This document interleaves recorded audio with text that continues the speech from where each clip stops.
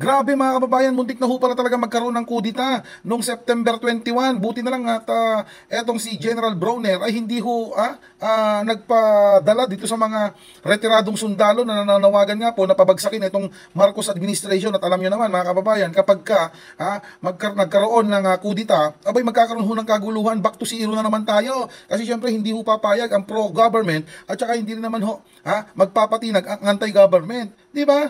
Nako talaga. Thanks God mga kababayan, kasi hindi niya ho hinayaan na magkaroon ng kaguluhan sa Pilipinas at hindi niya po hinayaan na manaig na naman ang kaguluhan at kampo ng kadiliman. Ngayon, dito po sa mga lumapit dito kay General Browner na mga retiradong mga sundalo or ano man yan, sana ho makasuhan tong mga to at the same time matanggalan ho ng mga benefits, no, yung mga pension ho nila kung ano pa mga makukuha nila sa gobyerno. Kasi bakit po? Binibigyan natin sila ng pension kung ano-ano pa. Ang gusto nila sirain ang Pilipinas at magkaroon ng kaguluhan. Nirerespeto ko sila sa pamamagitan ho ng kanilang uniforme, sa kanilang serbisyo sa bayan. Pero yung ganyan ang gagawin ninyo, pababagsakin ninyo itong Marcos administration na ang daming ginagawa para sa mga Pilipino, para sa bayang Pilipinas. Anak ng kamata. Anong klaseng mindset yan? Tapos iupo nyo si Sara Duterte na wala ngang trabaho, wala ngang ginagawa. Di ba?